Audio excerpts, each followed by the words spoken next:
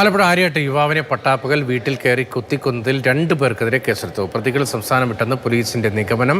കൊല്ലപ്പെട്ടയാളും കൊലപാതകികളും criminal പശ്ചാത്തലമുള്ളവരാണ്. മുൻ വൈരാഗ്യമാണ് കൊലപാതകത്തിന് പ്രേരണ. ആര്യാട് മുരിയൻവെളിയിൽ ഇന്നലെ വൈകിട്ട് 5:30യോടെയായിരുന്നു കൊലപാതകം.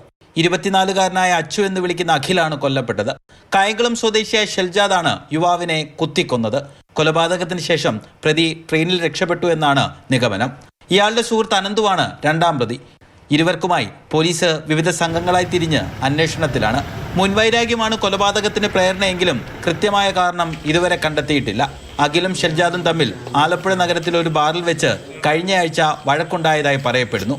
ഇതിന്റെ തുടർച്ചയാണ് കൊലപാതകമെന്ന് കരുതുന്നുണ്ടെങ്കിലും പോലീസ് സ്ഥിരീകരിക്കുന്നില്ല.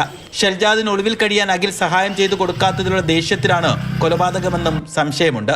കൊല്ലപ്പെട്ട അഖിലും പ്രതികളും ലഹരിക്കടത്ത്, കത്തിക്കുത്ത് തുടങ്ങിയ ക്രിമിനൽ കേസുകളിൽ പ്രതികളാണ്. വണ്ടാനം മെഡിക്കൽ കോളേജ് ആശുപത്രിയിലെ പോസ്റ്റ്മോർട്ടത്തിന് ശേഷം അഖിലിന്റെ മൃതദേഹം സംസ്കരിച്ചു. മാതൃഭൂമി ന്യൂസ്, ആലപ്പുഴ.